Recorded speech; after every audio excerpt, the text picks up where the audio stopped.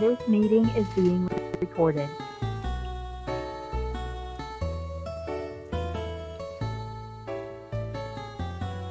Dude, I just updated my packages and now my fonts look like trash. I'm not happy. I'm not happy. I am not happy. We're live.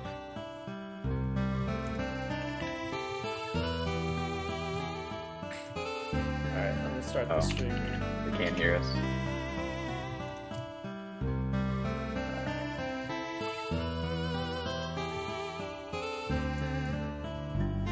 No, they can hear us, dude. I just heard us on the... Oh, I just heard myself on the stream.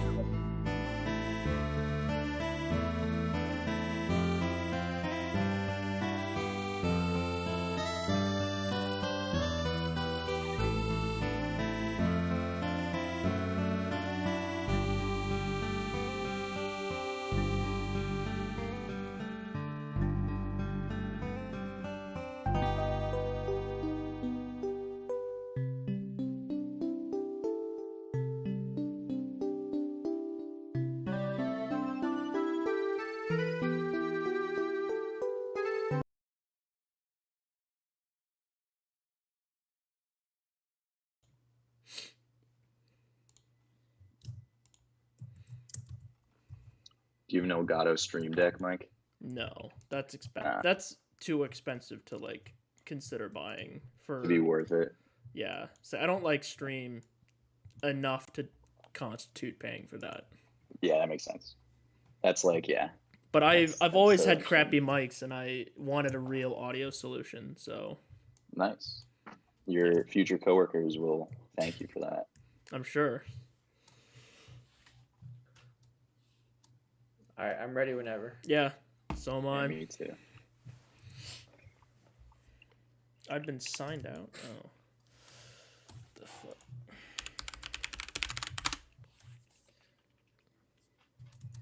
I didn't even realize. Twitch owns twitch.com and redirects it to twitch.tv. That's smart. I did that by accident. I typed twitch.com. Oh, I should start my video. My bad. I was gonna say we're waiting on your video there, King. Shoot. I made the zoom too small. There we go. All right, I'm ready. All right. Let's start the stream, I guess. All right, so we got a different face this time. Who might that be? I think that'd be me. I mean, I did get a haircut, so... I wasn't talking about you, King. Nice haircut, dude. Nice shape All up. right. Thanks. So, wait, Gavin's been on here before. Yeah, he's been on here before, but he's not, like, the regular, you know. All right, so Gavin, remind the folks who you are, what you do. Sure, yeah. I'm Gavin, senior CS major, vice president of Lug. I don't really do much these days, honestly. It's hard to find something fun to do every now and then, but as far as Lug goes, VP. So tell us what you've been up to. I've been playing a lot of Rocket League. Little upset with the, as I always do. That's not a freedom respecting game. Oh, it's free now, dude. It is free now. It's free as in beer now. Wait, what does it mean to be free? That's a very philosophical question. I just mean, like, why did they change that? What was it before? Because they're owned by Epic now and they're on the full battle pass. Yeah, say it's the challenges. Fortnite model now. Yeah, they're on the full Fortnite model now, which I hate. They removed Epic removed support for 32-bit machines and Linux, so no Mac OS or Linux. What's the battle plan thing? I'm not a gamer. The Rocket so Pass. Yeah, it's like you basically pay like $10 maybe a month, and you can get extra challenges and like XP and items. So just like cosmetic stuff and but it's stuff. It's not pay to play though. No, so it used to be. Play it to used win. To be 20. Oh no, it's not pay to win. No, it's pure skill. But yeah, I've been playing that a lot the past like 3 years, and more so recently now that I am stuck in my apartment. I also been doing some gerb stuff, gerb hunting. Nice. How's Looking that for going? employment. It's been decent. I've had a few online, or I guess 3 online assessments now. So made it through the first pass for one of them, and just did 2 today. So Cool. see about those. Yeah. Mike, you've been interviewing too. I have been. I recently did an interview with Dell, and I made it onto the second round. So, Woohoo. Are you allowed to say that? There's no NDA. I don't think I signed anything like that. Dude, so- Michael Dell is gonna watch this VOD. Dude, if Michael Dell watches this, please hire me. all I want. Dude, but how can an Apple fan work for Dell? Very easily. It's called I will compromise my values Oh wow! for a job. Dang. Right? You compromise is- your values to do things, you know? Well, yeah, I mean, I do work at Notre Dame, so you know. Oh, what's your impression of the job market for you guys right now? Getting a job not is gonna great. suck. Not great. I can tell just from last year to this year. I don't know. Maybe internships are easier to come by than full time in general, but I don't think that's necessarily true. And I can definitely tell this year that just the number of job postings is significantly down. So Yeah. In at least Handshake? this early, I feel like Handshake In is like Handshake just, or in general? just in general across the board. Like I feel like it's probably due to a lot of companies just being uncertain of how many people Yeah. they can hire. Like Yeah. in the past, it basically was like, yeah, you have all the money in the world, you can hire all these engineers. These So- days, not so much. So what resources are you using to look for jobs? I've been using LinkedIn a lot. LinkedIn Jobs is pretty good. Just a Google search for a location or a company is always good too. Yeah. Another thing too is like making use of connections. So like I was able to reach out to my my manager from Silicon Valley, and he helped me introduce me to some people. So Wait, so a previous employer at one company hooked you up with another company? yeah, well, because my previous that startup was bought, so they're no longer Oh, existing. okay. Okay. yeah, Wait, it is would this- be a is conflict this- of interest. Is this Kindy? Who's this? To live, To live. Oh, that's right. yeah, 3 days after I ended, they got bought. Wow. At Target, right? Yep. Huh. All right. Now, Mike, you've been also dropping things like it's hot. Yes. What'd Exotic what'd you- computing. Wait, What- what's wrong with exotic computing? Gavin, you're still in the class. Tell me what's wrong with the class. I can tell you. Tell It's me about the just- birds in the forest. Dude, I actually wasn't around for that lecture. I was studying for an interview, but yeah, it's been tough. It's just like pretty high level stuff as far as like it's just a bunch of stuff I'm not familiar with to begin with now, and some of the materials we have are just like hard to come by. Like I can't really find materials outside of the class to supplement the stuff that we're given in class. Now, that what's easily. this? Like, What's this lambda calculus? What is oh that? yeah. So I just did a homework a few hours ago. Just finished it up. That was a lot of lambda calculus, formal lambda calculus problems, and it was just Ugh. a pain. It was really tough. Like I didn't know adding 2 integers together could be so hard. So like when I saw this course, I was like, oh cool, it's gonna be like Comp Arc 2. But it's not Yeah. Comp Arc 2. No, it's it's- Theory it's- 2. It's theory 2. That's the biggest issue. Yeah. Is that it's theory 2. It's all cool and interesting and challenging, but if you don't like theory, you won't like the class. And I don't necessarily like theory that much. I so feel like everyone got baited. Theory, got yeah, jaded. basically. pretty much. Dude, Like- I blame like- Sam for this entirely. Sam was like, let's do it. It'll be cool. And then it turned out to be absolutely not cool.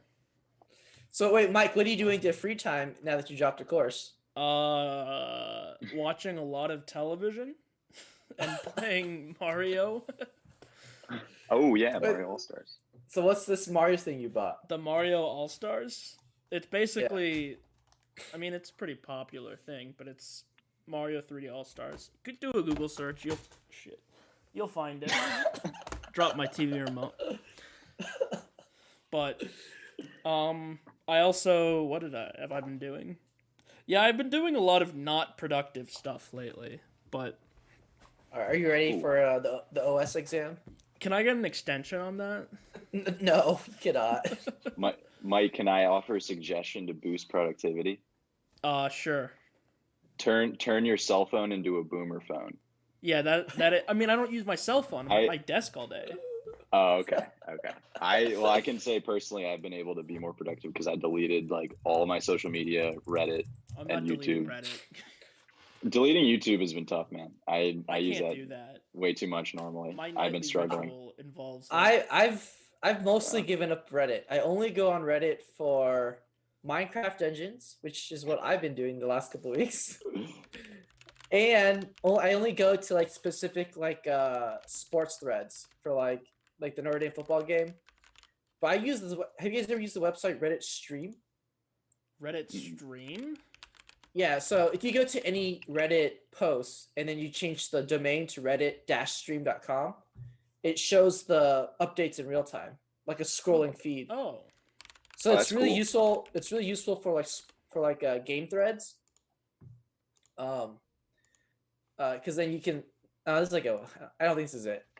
It's Reddit-stream.com. Yeah, no, I was pulling up a normal thing. Oh, okay.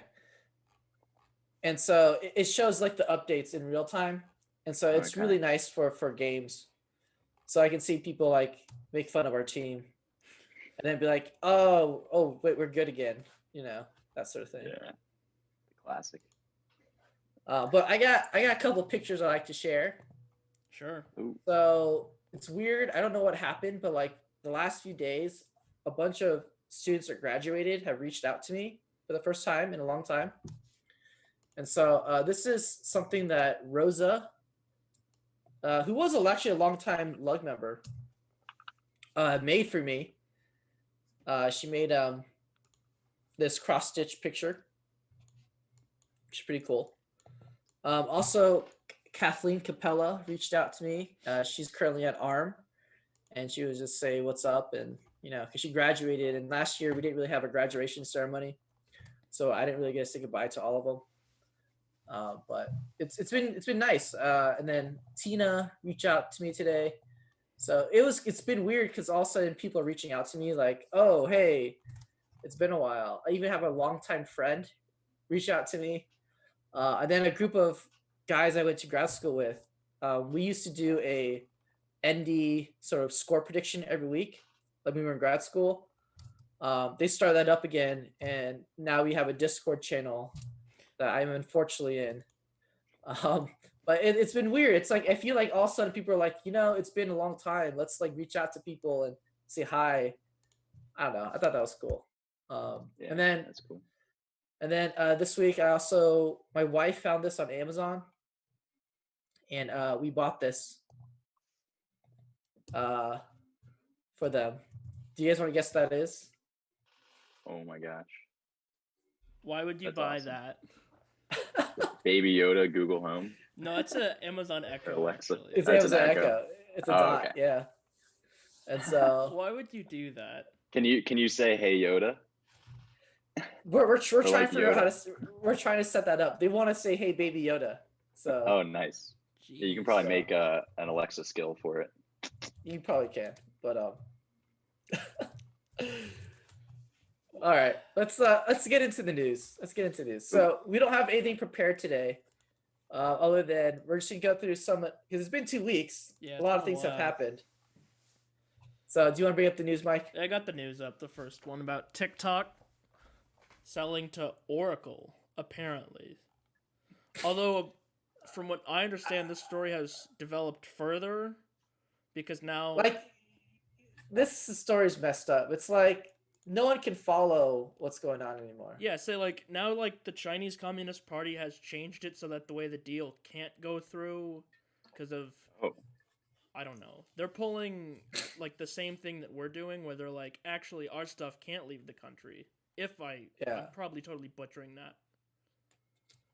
Well, they're saying like their technology can't be owned by like a foreign country. Yeah. So like Oracle can't like buy like the algorithms and source code or IP of ByteDance, and so it's like okay, but like what's the point then? Yeah. Yeah, what? So Why even have a deal? I don't know. I feel like this is just like political Oh, it football. Just definitely like is. oh let's be tough on China and like razzle the kids who use TikTok. I don't know, but Did the WeChat I mean ban happen? I personally hope TikTok goes away. So I'm all for this being a mess, but honestly, it feels kind of wrong. I don't know. You don't like TikToks? It seems like a dumb thing. You can okay boomer me. That's all right. Old man yells at cloud. Old man yells at cloud. Yeah. No one likes No TikTok. one I likes don't. TikTok. I don't. Like, I get why people use TikTok. Like the smart. Like it's very much like YouTube for exclusively like smartphones. It's not even YouTube though.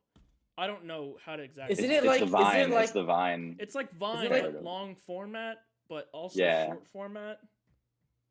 It's only like 10-second content, right? No, I think TikTok. No, you can have like 2 minutes, Yeah, maybe TikToks more. can be long. Like they're Oh. normally under a minute, I think. But Ugh. Yeah, Nolan says when you first download it, everything is cringe. Yeah, because it has to like learn everything about you first. I don't like things that learn about you. That's So yeah. your Creepy. children. they're not AI, dude. That's what They're you not neural nets. That's what you think, King. All right, let's get to their second Yeah. article here. There's been a lot of acquisitions happening, There have been. so this is probably the biggest one. Nvidia bought ARM. So we don't have our hardware nerd here, so he's trying to help out the sophomores with logic design. But how do you guys feel about this? What are your thoughts? I think it's relatively a good thing. Yeah, I can't say I have an opinion either way for this being a good or bad thing.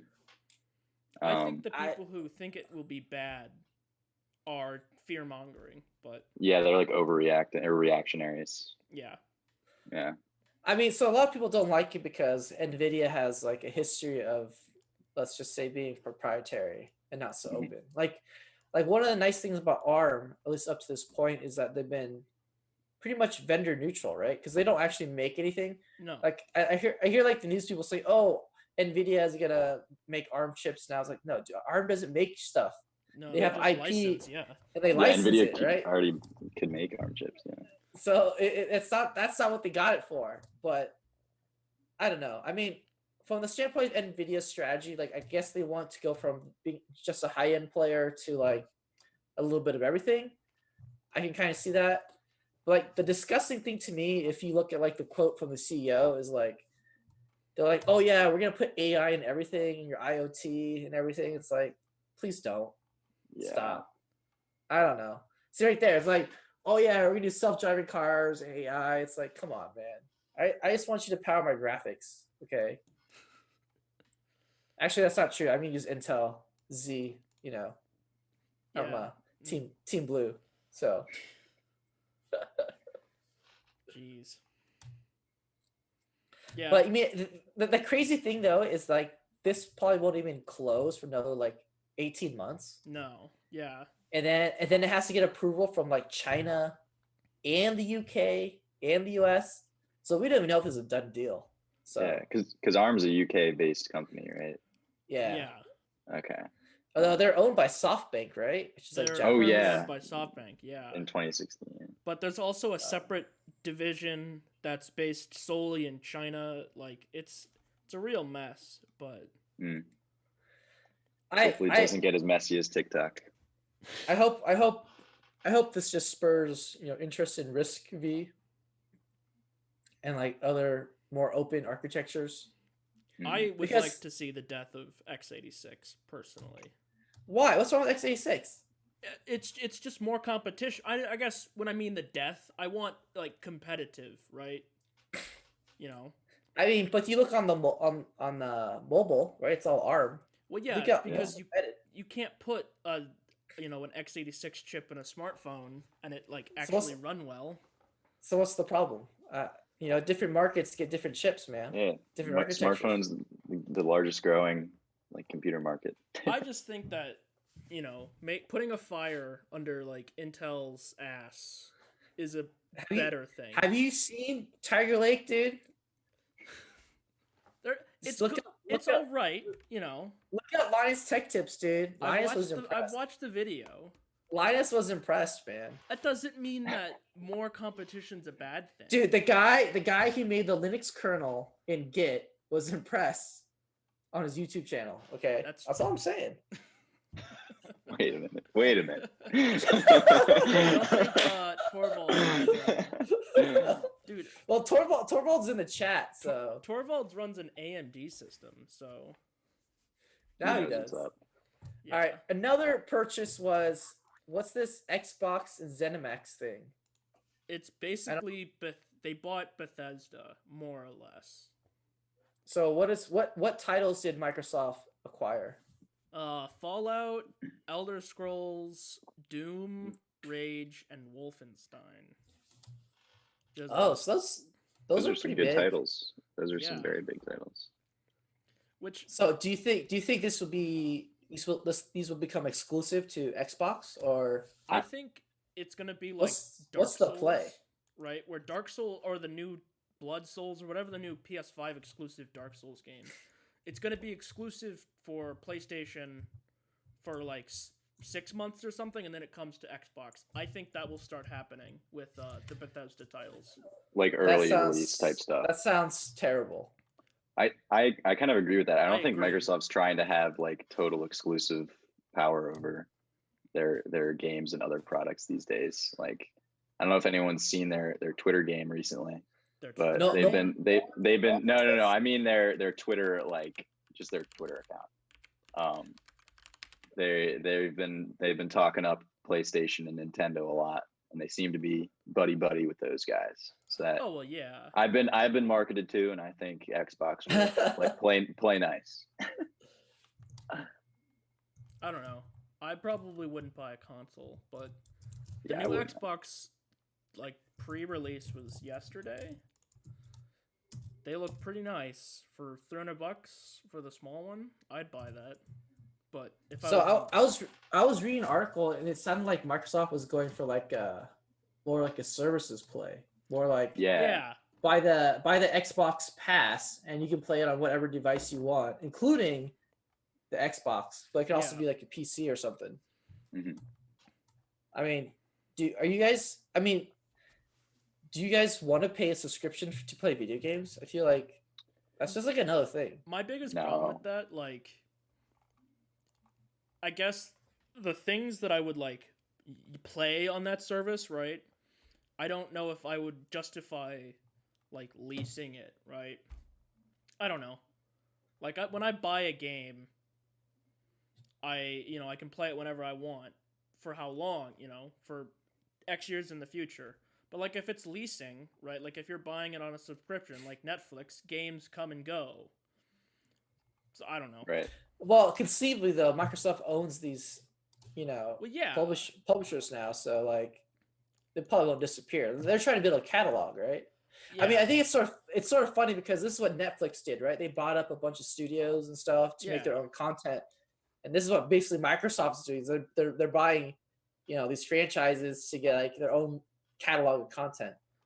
I think Ow. it's a good. It really makes the Xbox and like the PC gaming a lot stronger than PlayStation. But Well, so chat, would you guys pay for it's video like games? $5 a month for Xbox Game Pass. Do you guys now pay, or would you pay for video games? That seems Pay for weird to video me. games or subscribe to? Oh, it? subscribe. It's like, Subscribe. hopefully, people are paying for their video games. Not everybody. Did you pay for Minecraft Dungeons? I did. I paid for I got the hero pass, man. I bought Wow. Oh, nice. King. DLC DLCs. gang. DLC gang. Watch Dogs 2 is free. On Epic Ah. Store, yeah, I saw that. Um, All right, let's go to Article 4 here. Speaking of Apple- subscriptions, Apple One. So what is this Apple One thing? so basically, it's bundling. For whatever reason, people are calling it Apple's answer to Amazon Prime, which is a comparison. I don't think it's a very. So what's included here? You get Apple Music, Apple TV Plus, Apple Arcade, and 50 gigs of iCloud storage for $15 a month. 15 a month? That seems a bit rich. What's Apple Arcade? Apple Arcade is Apple's like game subscription. It's basically like, the exact same thing for the Xbox but on your phone. Yeah, it's like you can get normally paid games through the subscription. Yeah. So like instead of outright paying for the game, Yeah, and which you still have the option to do, you use the pass. Yeah, but I don't know. I feel like really it's really like it's not a great. So as a Apple fanboy, are you gonna be forking over $15 a month? No. I don't. Are you gonna make your mom and dad pay for the family plan, $20 a month? No, dude, I go for the bougie premiere one that you get Apple Fitness Plus whenever that comes out. Wait, what's the N? What's the N? The news? Oh, is that news? That's is it Apple News? Plus. Oh, so that yeah, gives you a that's news. bunch of like Atlantic, Wall Street Journal. It comes with a lot of great Yeah, like Oh, publications. so I can finally read the articles that Walter links. I was You about have to say you you can have to read use your his stuff. phone or your like a Mac. Yeah. I recently started using Apple News instead of Reddit News, and I like it. I mean, I never would click on articles on Reddit. I would just go to the comments. So at least Yeah. I'm trying to read the articles now. But it is annoying when you don't get to read the subscription Apple Plus articles. $30 a month. That seems. I That's mean, for all pricey. that, Yes. that Like that so, doesn't seem bad. To be honest, that doesn't seem bad. For all of that, 10, that doesn't 10, seem bad. 5. I mean, you're saving money. You're saving, I think, like 30, 20, $30 with the Premier Like, plan. How many of these services work off Off of Apple device? Like, if Two. I was, which two work? So you can use Apple Music pretty much anywhere, but Apple TV Plus, it works on all Apple devices, obviously, or like certain like smart TV boxes, like Roku. Alright, that's cool. So unless you're like all in on Apple, this is probably not like a service bundle. That you're gonna be buying. No, I See, would to buy me- it. See, to me, this is like a weird conflict for these companies, right? It's like Apple wants to lock you in, but if they want to be a real services player, they have to like go beyond their devices, Yeah, right? Otherwise, their services will always be niche. but I don't know. I mean, if you can see, I guess their whole thing is providing like iMessage, right? People buy iPhones because of iMessage. I know. I get told by my family to buy an iPhone all Like, the time. So I don't know. It's about lock-in, but they have to be like worth it to like even consider yourself wanting to be locked in. But all right, let's get to some open source topics here. all right, Lenovo So- is now putting. So this was an article from today. So apparently Lenovo is going all in and like releasing now Ubuntu-based PCs, and it's making Dell look really bad because this is like 30 different computers, I think. 1, 2, 3 by 1. So if you scroll down, it has like a table. Yeah, it's 24 computers. 24. I mean, series. Yeah, that's a lot. 27. I mean, That's awesome. it's like all their main ThinkPad lines, ThinkStation lines. I mean, yeah. Although I don't know anyone who really buys ThinkPads. Like if you're buying a ThinkPad, right? Most people are gonna put it on. Like if they're going out of their way to buy a Lenovo, I feel most people are putting Linux on it regardless. yeah, but I think I don't think the point is that you buy it and you're gonna run the Ubuntu that comes with it. It's more that you can now buy it with the peace of mind that this can run mainstream Linux, such as Ubuntu. You know, Okay. like Yeah. like I think in the past people are like, oh, ThinkPads always work, but that's not true. Like sometimes they had like janky Wi-Fi cards, like it'd be like a crappy Realtek card or something, or Yeah. Broadcom, and it'd be like, they ain't no driver for this, you know. And it's like, That's a valid. I think now at least you can be like, look, if I buy the Ubuntu version of this, I know there's going to be a driver, right? Like I know, Yeah. like I can probably put on another Linux and it's going to work. That's a You know, that's a good point. I think for peace of mind, that's a big deal. Would you I buy think a Lenovo for this reason? No, I'm a Dell person. I support my students who work at Dell, so I think I would buy one, depending on the price range, of course. I mean, I think Lenovo's another like interesting thing that could happen here is like Lenovo and ThinkPads have typically been like enterprise type machines, right? That Yeah. companies buy at scale. So like maybe we would see like a big company, like a big tech player that normally is buying $2,000 max for every developer, buying a cheaper alternative that can still be used as a developer workstation. actually, I'm wondering if that's the play here because That's what I think.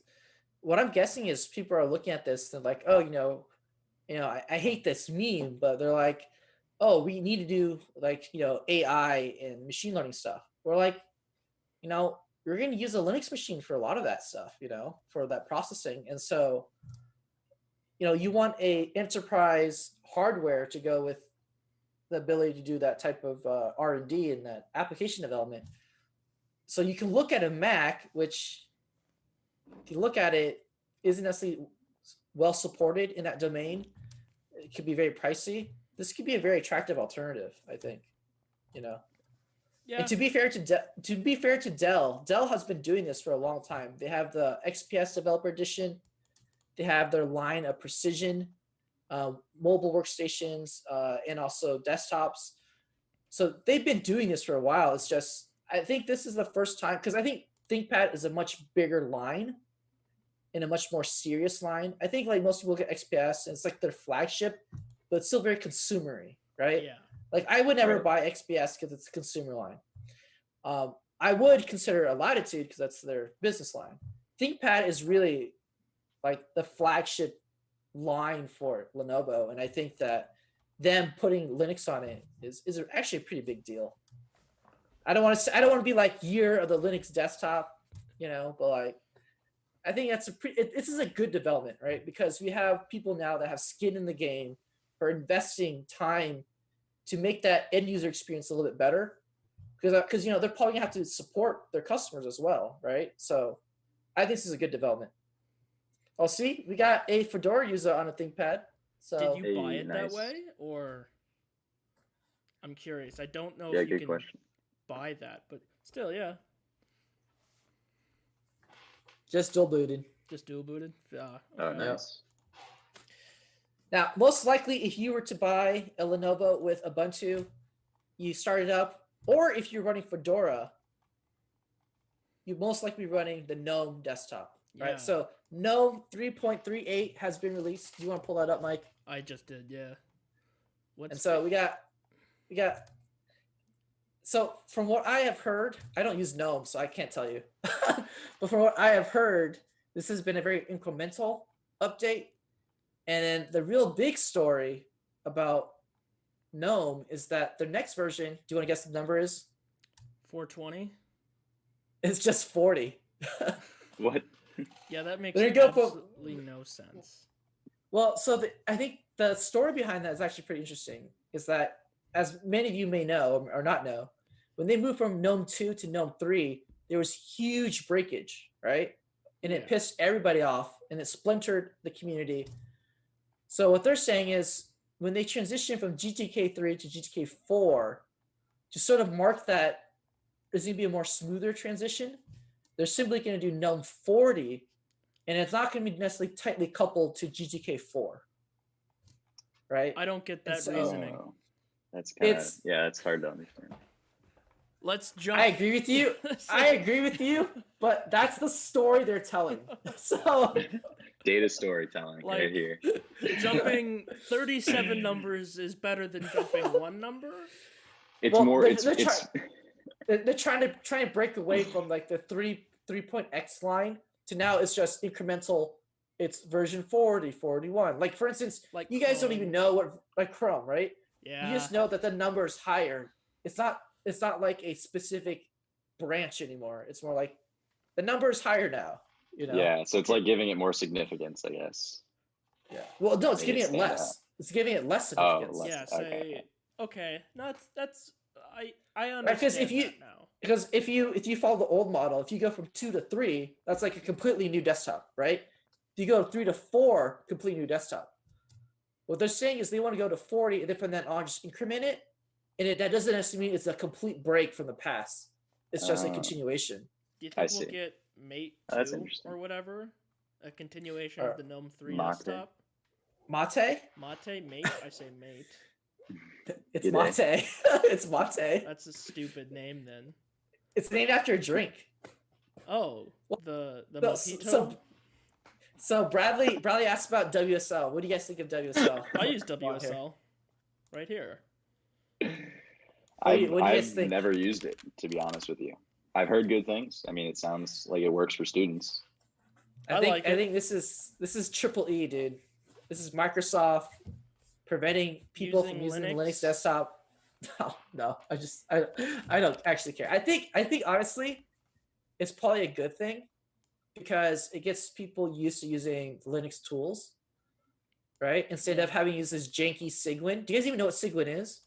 Don't I only know installed. of it from Bash scripting, where you check uname for I've got it Cygwin. Like- installed. I don't really know what it is. like before WSL, you had to use this thing called Cygwin to get like a bash prompt, and it's just so bad. It was just terrible. Like things were not updated. There was a lot of compatibility issues. It was bad. I think WSL is nice because, for most students, like it kind of breaks my heart to be like, well, you can try to mess up your computer with dual boot, or you can run a very slow VM.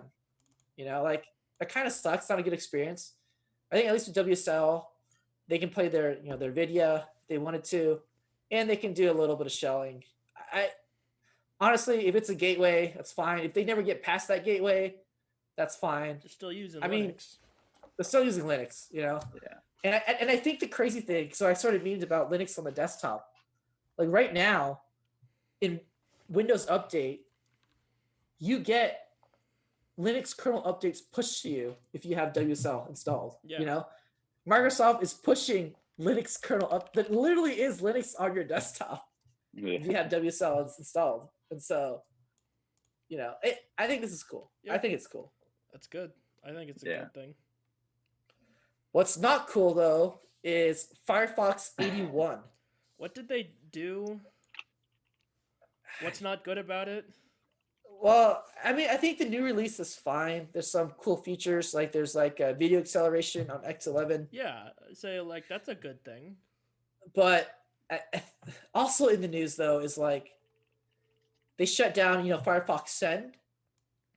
But good thing we have a replacement for that called Wi-Fi Pace, right? There's actually an open source version of Firefox Send is already open source, but people have already spin up their own forks. So Yeah, but like, I don't know, man. Like, is anyone actually using Firefox? I think in the other article I linked, like their market share is like 5%. Yeah, it's It's down like- like yeah, From- it's 40 a few years ago. let's see a what the decade ago. browser market share is. I'm using it currently, and I see Mike has it open as I well. have it open too. I But I'm I using kind of it right like the now. new theme. Like in all jokes aside, the new theme is I- alright. I was gonna say, yeah, one of the reasons I like it is aesthetically. I can get a theme that I prefer over a theme I can get on Chromium. I know that's a super lame reason, but I think it looks cleaner on Firefox has than Chromium. Chrome has 69%. Nice. Nice. Firefox has 7.72. New Edge, the one that I'm using, has 7.23. And it's only been out. Yeah, it's not looking good for Firefox. Yeah, I mean, I feel bad for them. I really do. Yeah. But Yeah. I can't bring myself to use it. I'm sorry. I don't know. I also use New Edge. Yeah, speaking of which, New Edge is coming to Linux now. I guess that's another transition. Oh yeah, I forgot to put that in there. Oh, But yeah, but I think that's a good thing. I see a lot of people are like talking about how that's the worst thing to ever happen to Linux. Oh my god, call Richard Stallman. Like, Someone clip oh that. my god, Someone we're clip ruining that. Linux, guys. you No. can't call him. He doesn't use the phone that way, Okay. dude. Well, someone get Linus Torvalds to flip off Microsoft like he did Nvidia. Like, calm the heck down. Yeah, Microsoft pays Linus's bills, dude. Microsoft is like a platinum member of the Linux Foundation. I just think that what's wrong with more software being on Linux? Like, you don't have to install. Well, okay, so Yeah, I right. mean, okay, so here's the thing. I think there's people that use Linux because it's this alternative platform, and all they care about is quote unquote Linux, right? Then there's people that use Linux because of the hippie open source freedom software type Yeah. stuff, right? And so they don't actually care specifically about Linux as much as they care about the open source part. So if you're simply, I like Linux and I want the Linux ecosystem to grow, then you should be encouraging Microsoft to bring all their software over. Give me Office, give me Teams, give me whatever, Exactly. give me all your games, proprietary or not. I want my platform to thrive. Like, yes. And practically speaking, I think that's true. I think that's the next step of Linux is to embrace proprietary software and be like, let's have it run on our platforms. Yeah. Right. Like, if the whole point about Linux is being able to choose what you can and like you want on your computer, you don't have to use proprietary anything. But I don't think that was the point, though, right? I think the point for a lot of people, though, is not simply as a user, but also as a developer. You know, I want to be able to break things apart and put it together. And so I think if you can maintain that openness while allowing for the proprietary parts, I think most people will be okay with it. I think a lot of people, though, are very worried that as we open our arms to these proprietary vendors, right, or these proprietary companies, we're going to, you know, accommodate them more than we will to the small user, right? The more niche user, right? I mean, that's why people have like the systemd conspiracy, oh, it's a corporate takeover of Linux, and you know, like, I mean, that's just dumb. That's just dumb. Okay, Yeah. that's just dumb, right? But I get their fear is that the more corporate and enterprisey that Linux becomes, the less of a hacker's paradise it becomes. You know, like it misses the element of being, you know, you could go buy a car. It's all nicely put together all for you, and you just have to turn a key, right? Yeah. But some people want to get a kit where they put together the engine and the wheels and all that stuff together. You know, like it's two different cultures, right? The original culture is the hobbyist put it together culture, but it's sort of growing up into this corporate mainstream thing, which isn't necessarily bad, but there is a tension there. You know, there's always going to be a tension going from hobbyist, open source, cooperative, collaborative thing to I'm going to make money off of this. You know, it's a hard transition. Do you think that the two can't coexist, right? Do you think as we get more proprietary software, do you think the kernel developer is going to decide, you know what? We're not, you know, we're going to break, I don't know, they're going to do something that would harm the hobbyist or whatever? I think it's pretty clear, at least at the kernel level, that they really don't care too much. Well, how about this? They make it clear that if your code is not in the kernel, then they don't care. Yeah. Right? Because they only care about the code in the kernel. So if you are, for instance, NVIDIA and your graphics driver breaks because of a kernel update, they don't care because it's not. And if you want them to care, you put it into the mainline, right? Yeah. Same thing with say OpenZFS, right? OpenZFS gets broken like every 6 months because there's a kernel update, and they go, look, it's not in the kernel, so we don't care, you know. So it's not like they hate proprietary software. It's more like, look, if we can't change it, if we can't modify it, we can't update it ourselves, then it's on you to keep up. Yeah. So You know? I guess I don't see how proprietary software threatens the hobbyist, origins of Linux. I think it comes. Well, Gavin, you go ahead. I was gonna say, like, I can picture just the fact that a lot of these corporate alternatives to software, take like Word for instance, are just objectively better than their open source alternatives like OpenOffice. In many cases, I could just picture it being, people feel threatened that the majority of Linux users would switch to using a corporate alternative over an open alternative purely for the fact that it's a better, more better for their productivity. And I could see that like eventually like killing the open alternative. Maybe it's like a competition thing. I don't think that's necessarily going to happen, but like I can see that being like the root of some people's like concern. I think that. Yeah. Oh, go ahead. Well, I just want to bring up, Gavin, you use Manjaro, right? I did on my desktop. I haven't used my desktop in a while. I mostly use Arch on my laptop and Mac OS. Well, Manjaro, I think about 6 months ago, they had this weird deal where like they were like pre-installing like a proprietary Office suite, right? Yeah. Yes. I remember. Yeah, it And wasn't open Office, but it was similar. Yeah. And everyone flipped out. They're like, what the hell? Why are you like pre-installing this proprietary Office thing? But they're like, no, this is like a good sign. That means like there's independent software vendors who are now producing software for Linux, and we have this relationship with them because they're a local company, or like in Germany or something, Mm-hmm. And it's like, on one hand, I'm like, well, you have to understand your audience. Your audience is open source, Yeah. enthusiasts, and you're pushing proprietary software to them. They're gonna be unhappy, But at the same time, I get their point though. Like, it is a good thing that people can make money on Linux, Yeah. like, right? That's like, I think the biggest, so I don't know if you're gonna talk, like, to me, like the biggest thing holding back Linux as a platform, right, is the fact that you cannot make money on it. Like, we desperately need a good app store. Like, I'm not even saying I would pay for apps. Like, I would probably stick to the open source stuff. But the fact that we can't have like some, college kid, who's in quarantine, who wants to make a couple bucks, right?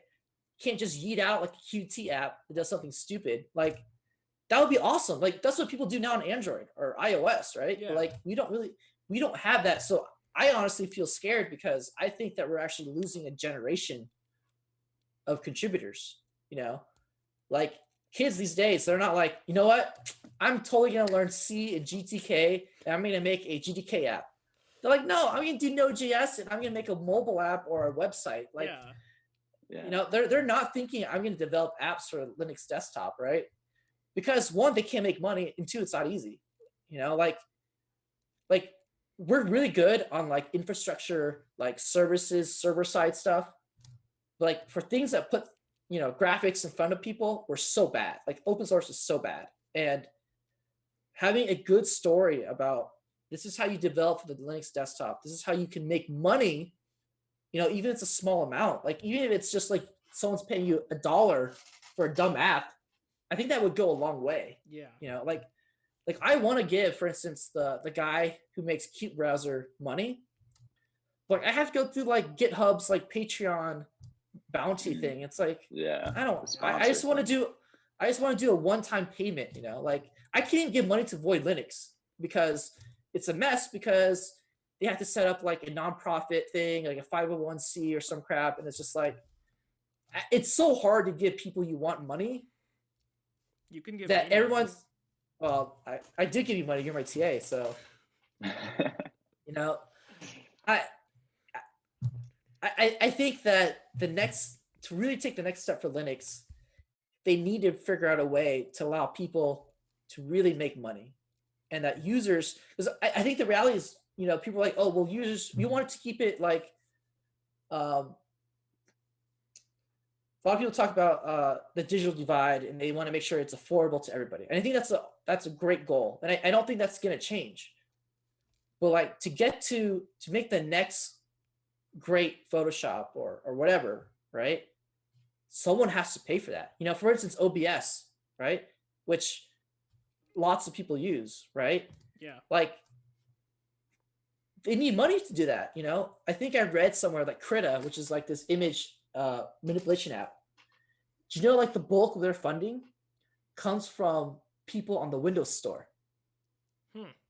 People pay for this software on the Windows Store because they don't realize you can just download it and compile it for free on your own, right? And that's how they make a lot of their money. But they don't make that money from Linux because there's no easy way to make money from Linux, you know, even though they probably have more Linux users. So it's KRITA. No, I got it. Yeah, it's 10 It says bucks, it's yeah, open source right there. But yeah, in but the I'm first sure that sentence. people like, you know. And it's like, honestly, like they need to figure out a way, you know, GNOME software or KDE, Discover, whatever, to let people get paid, dude. Like, isn't that kind let of what people- elementary OS's kind of model is? Pay what Yeah. you want. They do have an app store, and it's supposed to be pretty good, but it's only one distro, right? Yeah, and that's the biggest problem. I think if something like FlatHub or Snap or whatever, I think if they could maybe figure something out, but I don't know. I think the expectation of software being released on Linux is free and open source. And as soon as you try to sell someone, like, if I told you that you had to, you know, you're an average person, but, like, you want to download, say, whatever app, you know, and you're on Linux, like Cowsay, would you pay 99 cents for Cowsay? No, probably not. Yeah, but, like, if it had never come out before, and, you know, back in the 90s or whatever, and they charged you $1 for it, I think that would be different, but... Yeah, that's a good point. I mean, I think there's different levels of value capture, right? Like you Yeah. capture value different places. You know, like I would love to pay a subscription again to Void Linux. You know, just kick them $10 a month. You know, just $10 more than I am giving anybody right now. You know, because you know if I'm willing to pay, for instance, say for Netflix $10 a month, and I don't even watch Netflix that much anymore, right? But I use Void Linux every day. Like it blows my mind. Like I don't give money to the things I actually use every day. You know, like I use WeChat literally 24/7, you know, and I've never given them any money. And that just blows my mind. Like I want to just give them like $10 or something, you know? Like I understand like that you shouldn't be forced to pay, right? Like Yeah. for the most part, I believe open source, you should not be forced to pay, right? But you should make it an easy option to do so. You know, like because once you have that investment, thanks. Once you have that investment, you know, you can spur on new development and do bigger and better things, you know? I don't know. Maybe what Linux needs is to adopt the WinRAR business model. The shareware? Yeah. That's like the old school style, the 80s style. Yeah. What if they went back to their roots? Well, speaking of open source and troubles with commercialization, do you want to talk about Zig versus Zen here? Zig versus Zen. Oh yeah, this is weird. Basically, TLDR is what Zig is. I don't know if you know what Zig is. Zig is trying to be like a replacement for C, I think. Would it drive open source development down if people could sell their apps?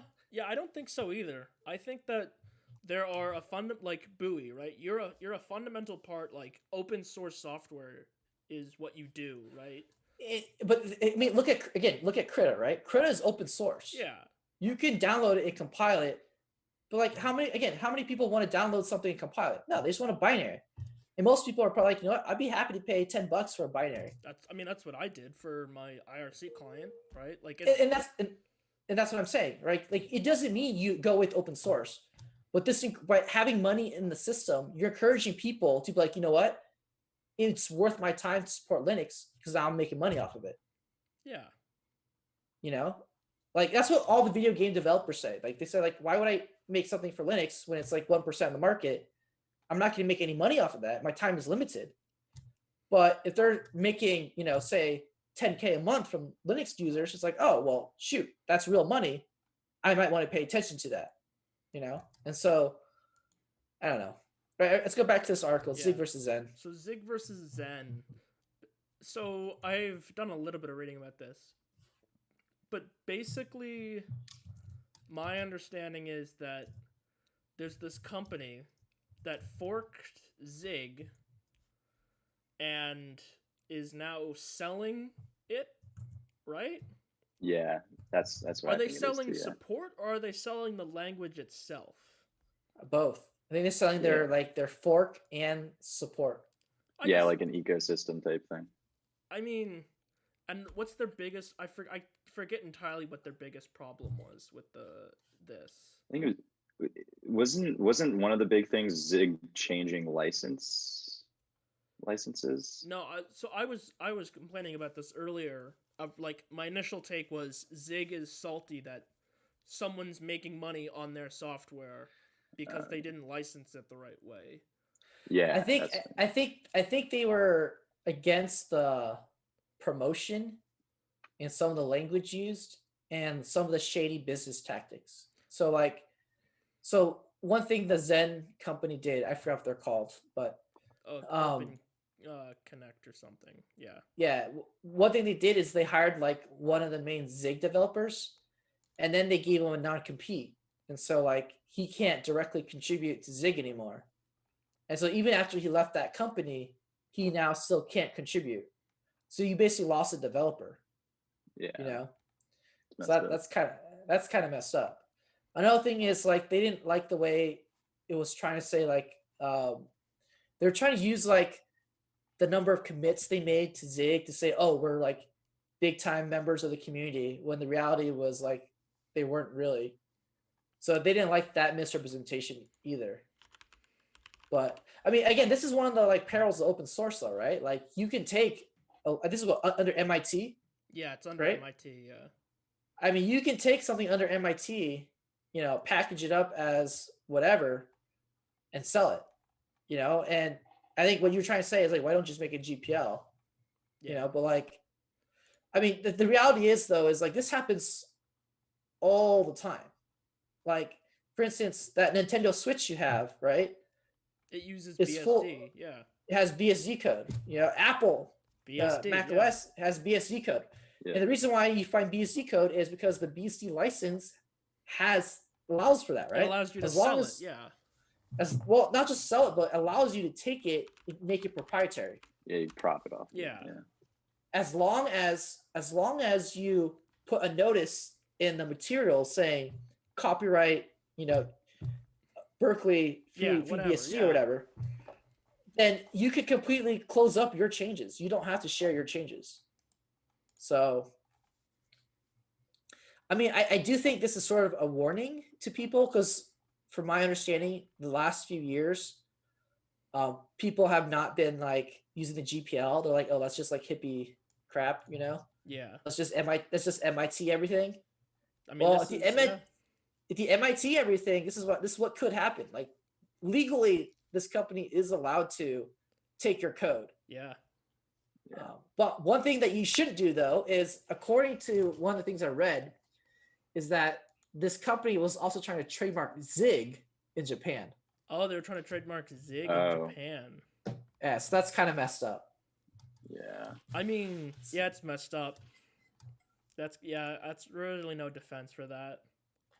Like, you see that kind of crap in Russia and China, but... So, I mean, I feel bad for Zig, the developers. They seem like cool dudes from what we've interacted with them. But like, you pick a license like that, that's what happens, man. Yeah. Sounds like you're using the legalist framework from ethics there. Is it? I mean, you're kind of just like going with this the fact that it's like technically legal, that kind of deal. I'm not saying that this is what Zen should have done. I'm saying that they shouldn't have been surprised. Like this is a definite reality anytime you MIT anything. Right. it's just like, for instance, people are taking, for instance, Chromium, making their own proprietary browser, right? Like Yeah. Vivaldi and stuff, No right? Edge, right? And that's because it's MIT. Now you don't see Google being all pissed off, being like, "Oh, why are you taking my stuff?" It's like they know. They're like, "Fine, I don't care. Use it." You're right? Like, Yeah, say it only helps Google out, so yeah, it only helps Google out if you make your proprietary browser based on their engine. So. yeah, say Yeah. huh. Yeah. They trademarked Alright, the let's- word Zen. Interesting. Let's go to the next article. What's this? CEO Mark Shuttleworth. What did he do? Makes peace with the Ubuntu community. How does one do that? Also, I didn't know So- Ubuntu had a community. Dude, they had a huge community. I was actually like, I tried to sign up to be a community member a long time ago, like when I was an I undergrad. tried to sign up to be. So you guys are too young to know this, but like when Ubuntu came out, they're very community focused. They had a website called Launchpad, and they were like one of the first projects that had like a code of conduct, like community standards. And I think it's like launchpad.org or .net or I'll something. just Google it. And so they had huge community arms. So like you could actually meet with a local Ubuntu Huh. community. And they would like do like install fest and stuff like that. And so part of the structure of the Ubuntu distribution was this community infrastructure where you actually voted on things and you were like a pledged member and all that. And so what they had was they had this council of like community leaders, which would help shape the direction of the distribution. But in recent years, because Canonical is trying to sell themselves to Microsoft, IPO, they sort of have not been as attentive to the community. And so in this article is basically saying Mark Shuttleworth is like, you know what, you're right. We need to focus on the community again. And they have a job opening. If you're interested in being a community leader for Canonical, they are hiring. So, you know. Bring your WSL to the meetup. Yeah. Well, actually, it's funny you bring that up because I think Canonical was like the headliner at the first WSL conference. Oh yeah. Yeah. You know, and again, this is like who is the Ubuntu community now? Is it a bunch of WSL users? Is it their Ubuntu IoT people? Is it Ubuntu server? Or is it their desktop? It's not their desktop. You know, and so it's like who is actually the community these days? And so it's hard to say. Yeah. All right, let's get to the spicy topic here. GitHub to replace master. What would that be? Oh yeah, this is the spicy word topic. main. So let's get our takes here. From the chat, how do you feel about this, chat? Yeah. Replacing the master branch with main. Does this affect? Huh. I'm I curious. think you can opt out. Can you? First of all, yeah, I saw you can opt out. I'm pretty sure. Well, it Also- won't change existing ones. No. Yeah, well that too. Yeah, And I think you can always set it to master, but you have to go through that process. right. It's not done for you. Switch to main. Oh, Right. I mean, is also the Git project itself is also offering the option to rename. Brett. yeah. Well, so the recent release of Git now lets you set or configure what the default branch is. Okay. You couldn't do that in So- the past. No, Oh, interesting. I mean you could I would've always rename assumed- it. You can always Right. rename it, but it wouldn't be like the default or whatever. It wouldn't be like the system default for Git. Hmm. Yeah. Yeah. Oh, okay. I would have assumed that maybe they'd have that in place. I Brad feel says like he this feels it's unnecessary. Yeah, it is entirely unnecessary. Like, I don't know what. I don't see It's- like what does this solve? that's Right. my saying. Like I feel like you're gonna break a lot of people's say CI and scripts, but for what gain? Yeah. Like Like I'm definitely, of course, like understanding of the driving factors for why they're making these changes, but yeah, at the same time, it's like you're probably creating more problems than you're solving. Like To me, this is virtue signaling. it is, yeah, that's what it feels like. Yeah. Yeah. Like I guess in my like the term master in context is not at all like master like floppy disks or anything else like or slavery. I don't know. It's like master as in like the best copy. I don't know. Yeah. I Or like don't know the what one it to says. refer to, I guess. Yeah, Yeah. like the golden master. I mean, or like master of an audio, recording. I Like, I think for me long term, I think this is a good thing. I don't know. Not a good thing, but I think it's like a harmless thing. Because like 20 years from now, everyone's gonna be taking CS classes at 19 years old and be like, okay, check out from your main branch. You know, like for the next like 6 months, couple years, maybe, yeah, this will be a pain in the ass. But like in the long run, like I don't know. I can't be that upset. I think for most, like say beginners, most students, for instance, I can see in the systems, if it was called the main branch, they're just like, cool. Like it probably makes more sense than master to them. So yeah. I think this will bring I'm a just- lot of like tutorials and stuff. Well, that's what I'm saying. Like the thing that just cheeses me off is like honestly, it doesn't really matter what the name is, right? Yeah. I don't really care what the name is. It's the fact that they're changing it. You know? Yeah. It's like I have all this stuff. Like, right, I have like for my grading scripts, I have it's like one of the first steps is do checkout master because that's the default branch. You know? Yeah, I was just about Yeah. to ask, like, if a student makes, like, they, like, clone your repo or whatever, or, like, I don't know. It's just, it's just going to cause a lot of problems. It's going to cause a lot of, like, as Gavin said, short-term problems. But, like, I agree, Gavin, though. Like, in the long run, like, in a year or two, when this is all transition, no one's going to care. Yeah. But then again, in 2 years, like, did the name change even really matter? Like, I don't know. Like, I don't see it making a difference. Like if it was already called main and they want to change it to master, I would also be upset because I just don't want the change. I just don't want it to change from what it existing name is. Yeah. I don't really buy into their reasoning here, but yeah. What is the CEO's statement there? Is that somewhere down there? I don't. No. I guess there's that blurb there about recent events being a driving force behind the change. Yeah. But I don't think this is. I think some people are like, oh, I'm gonna boycott GitHub and I'm gonna go to GitLab or set up my own Git T. But like, this is more to me like an annoyance. It's like whatever. I'll deal with it when it happens. But like, next semester after our winter session, like for systems, I'm not sure if I'm going to switch to main or if I'm going to continue using master. I don't know. It really depends on how much work I have to do to like either make it the default or like change my scripts.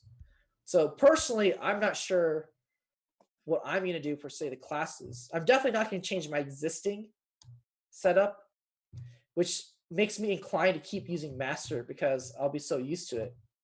But then again, I said that about Python 2, but then I switched to Python 3 and now I'm like all Python 3, no more Python 2. So I'll probably end up switching anyways. I'm just saying right now, my gut feeling is I'm even gonna like drag my feet and be like, don't do it. But I'm pretty sure I'll probably switch over eventually. Right now I don't have the energy for it. Right. Yeah, it's interesting you brought up the switch to Python 2 to Python 3 because like you could pretty much just consider this just like a syntax change. Like people are gonna who are running an older version or using an older version are gonna complain and be bothered by it. But like the de facto is going to become the new version. Oh, actually, that's a good point because the way our state machines are never updated. Our version of Git might not support this. So. Oh yeah. Nice. Oh my gosh, it might not even support the default branch. No, I'm pretty sure it will not. Oh my gosh. So we might have to be stuck using. Well, then you can't. Well, wouldn't that just mean you can't use GitHub? Or I guess you could just use GitHub without using main as your default branch. Yeah. You could still use GitHub. Okay, I got to remember to test for that. testing student machines. Jeez. All right, let's wrap this up. We have one shout out. Linus asks, why do the student machines have such old software? Because we use Red Hat. enterprise. We use enterprise software called Red Hat. We're not on that rolling release gang. We're not on that rolling release thing. We're not even Ubuntu LTS. We are using RHEL 7, which is old AF. Our Vim doesn't even support like threading. Yeah, so I mean, the reality is enterprises, big organizations, they move really slow with their IT. Like I think we only recently switched to like Windows 10, right? In the Yeah. last year or two for campus wide. And so something you'll learn as you go out into the real world is that businesses move really slow, Notre Dame included. And so we're on RHEL 7. We were on RHEL 6 for like, I want to say like a decade. Jesus. No joke. No joke. We switched to RHEL 6 when I graduated as an undergrad.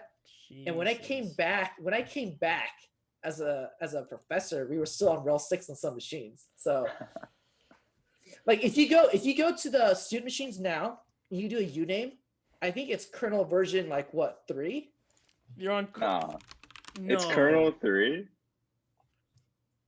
I'm don't pretty have- sure, dude. Oh my god. Oh my gosh, go to Jumpbox and then. I'm not doing Here, that. I'll Box buoy. I'll log Okay, I'll okay. log in. Yes, I'll I'm log not in. doing that. Dude, it's 310. It's 310. That's hilarious. So 10. 2 whole versions, more than 2 full versions away, because we're up Is past. that So, even like- support? It's not even Go, go, go. supported. Go to kernel.org. I just go did. to kernel.org. I pulled up kernel.org. Like the long term is still 4.4. Like, isn't there a like? Didn't the NSA disclose a kernel bug with like old versions of the kernel? Didn't we talk about that? You know what? They probably don't know the story of Dirty Cow. Oh, they probably don't. Oh. So can you look up Dirty Yeah, Cow? I will. So, wait, hold on. Be careful.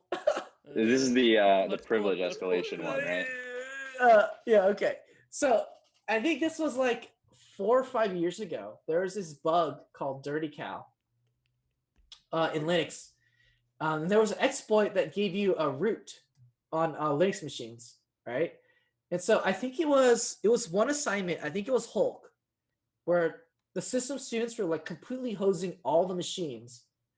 And so what I did was I downloaded the exploit, and I knew that the machines were never updated and were running an old version of Linux, which was not patched.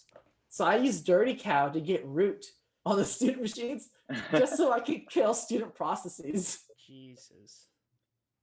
Dude, But the best part about the story though is that I messed up somehow with the exploit, and I renamed all the files, or not renamed. I renamed the owner to like, I think it was something dumb like Dirty Cow, and so instead of root, all the files like said Dirty Cow on it, you know. And then I freaked out because like, oh shoot, I just ruined everything on this. It was like student 02. So I emailed MD. I was like, yo, MD, so yeah, I did this thing that was wrong. But then like 10 minutes after I sent the email, I fixed it. Then I said, oh no, it's okay, we good. And then the next day he sent me emails like, please don't ever do this again. But and then the great part though is because I had root, I installed the Easter egg for ndlug. So if you typed in the ndlug command, it actually curled our website and displayed it on the terminal. That's pretty cool. So I added a little Easter egg. It's gone now, but it was Okay. it was I think- adventurous. I think we're, according to Wikipedia, we should have a kernel that is up to date enough to protect against Dirty Cow on the student. Yeah, so we're safe. We're safe. We should be vulnerable to this Yeah, anymore. don't try this at home. But But, I doubt that this Russian malware is protected by the student machines. So.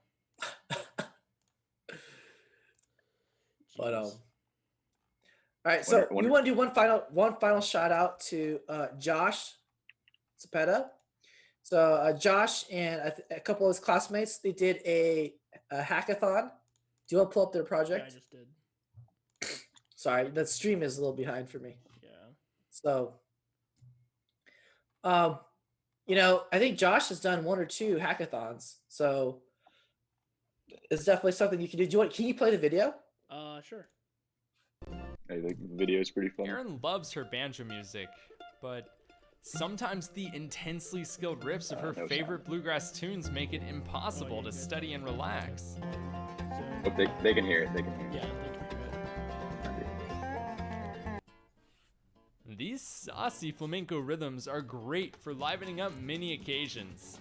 Just certainly not Josh's midnight math grind session. Spencer must have clicked the wrong video in his recommended feed. These not lo-fi beats to stress/cram to have really pushed him over the edge.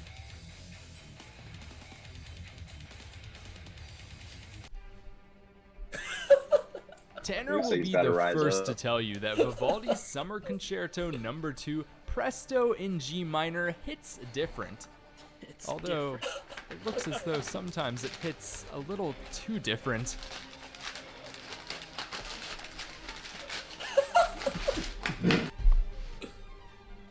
These poor souls really need a better way to enjoy their music distraction-free. Luckily, we might have just the thing.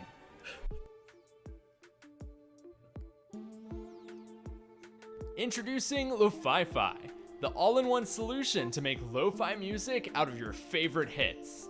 Upload any song, select the BPM, and let Lo-Fi-Fi do the rest. With just a couple clicks, a lo-fi rendition of any of your favorite songs is right at your fingertips. To see the effectiveness of this program, let's go back to our friends from earlier.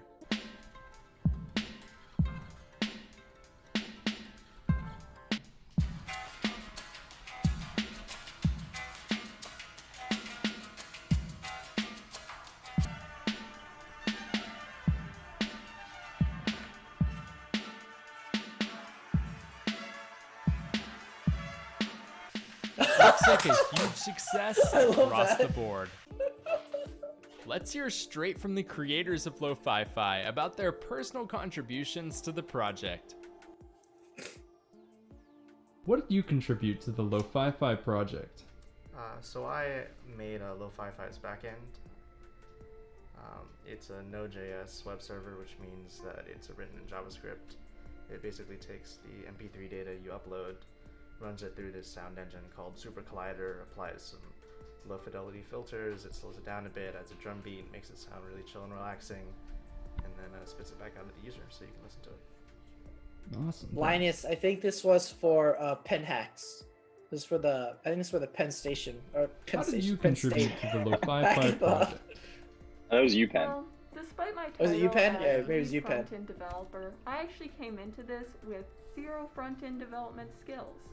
Instead, I relied on my deep passion for lo-fi beats to really carry me through this project. But luckily, I picked up some HTML and CSS with the help of Bootstrap along the way. So I feel like I managed to create a really beautiful website for Lo-Fi-Fi. Awesome. Did you contribute to the Lo-Fi-Fi project?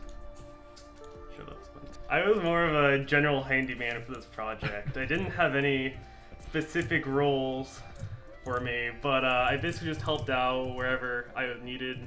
If you need help getting the server running, if you need help getting Foxtrot to actually work, if you want the webpage to look even more dope than it already did, I'm your guy. Nice. So, Hi, Spencer. oh my gosh. I started this project just by making some lo-fi. Thought that kind of fit with the spirit of things, you know? Then I made a logo. It was really bad. Everybody hated it. So I made another logo, and then I made another one. And the second one was good. After that, I kind of just messed around with turning random music into lo-fi. And by turning it into lo-fi, I mean really just slowing it down approximately and hoping for the best. No, I think that's good.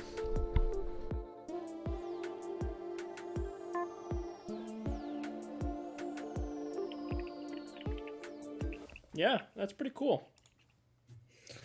Oh, that's definitely cool. Yeah, it's super cool.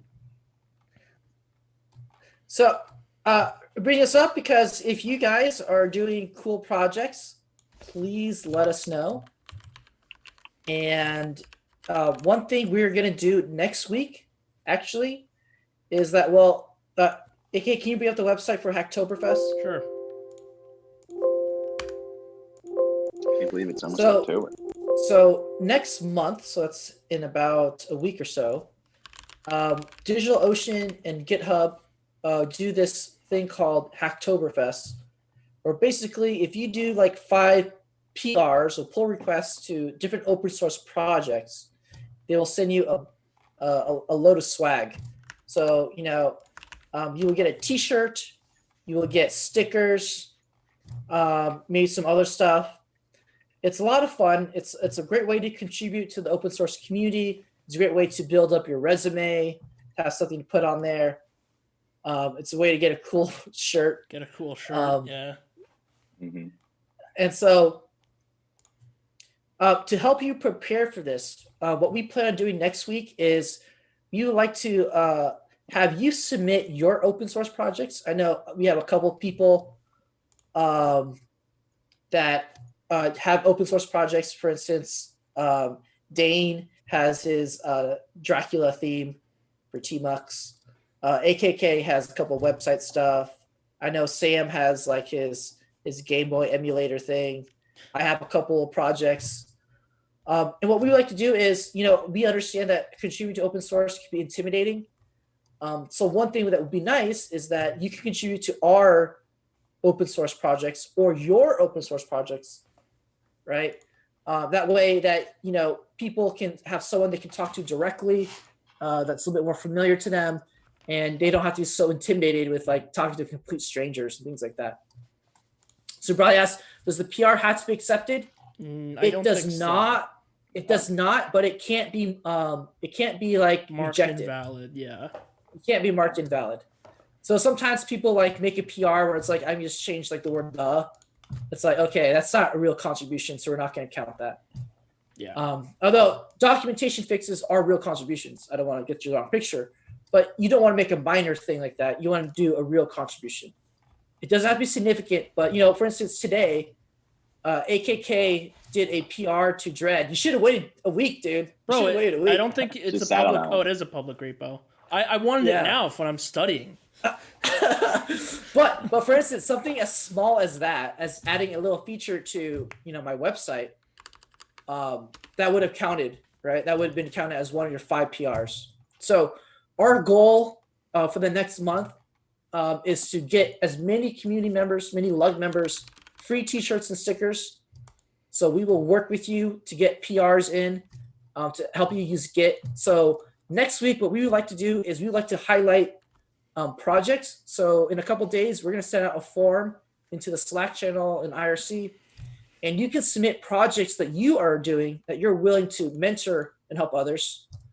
And that way we'll have a listing for members to look at, like, oh, I want to contribute to AKK's Pokebot, or I want to work on Bill's 4chan browser thing, or I want to work on Bobbit, or whatever it is, right? You will have options, and we will have people you can contact, and I will ask that each person create a list of issues for like first-time users, so that way, we call them good first issues, and that way that users will know, like, oh, I can look at this small thing, and I should be able to, make a good contributions to this, right? After that, what I plan on doing is I will hold a not the next meeting. Next meeting is our showing off of these projects. The week after that, I'm gonna walk people through how to use Docker and how to do dumb Git tricks, because to use some of these to do contributions to projects that perhaps outside of our community. So in the wider open source community, you really have to learn Git. In particular, you need to learn how to branch properly. You have to learn how to rebase and squash commits. Those are really important skills because, you know, when I first started contributing to open source, people yelled at me like, dude, your commit log is dirty. Can you please squash your commits? I'm like, I don't know what that word means, right? And so again, I understand it can be very intimidating. So I'm going to walk you through on how to rewrite your history, how to drop commits, how to modify things, do a little bit more advanced Git stuff that you may not have done in the past if you just did it for coursework. I'm going to show you how to do some of that stuff. That way you can be more confident in contributing to open source. I'll also show you a little bit about Docker. For instance, you want to spin up an environment to run certain things. Do you want to set up your own environment to run things? I'm going to show you how to do that. And then after that, I'll try to get one of the officers to also contribute little tutorials on something that will help you contribute to open source. If you have any ideas, suggestions, please let us know. But our goal is to get you to contribute to open source so you can get your free shirt and free swag and stuff like that. Yeah. Nice. Sweet. Cool. If anyone's watching this on the YouTube VOD, don't forget to like and subscribe. Yeah, smash that bell. All right. Yeah. Good luck.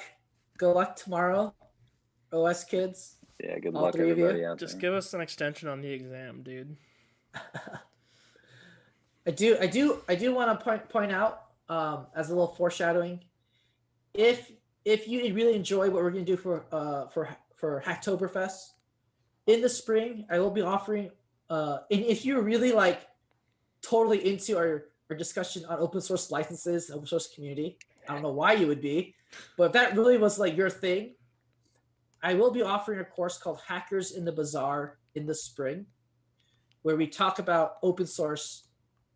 We do open source contributions. In fact, one of your projects is to simply contribute to an existing open source project, and also make your own as well for course credit.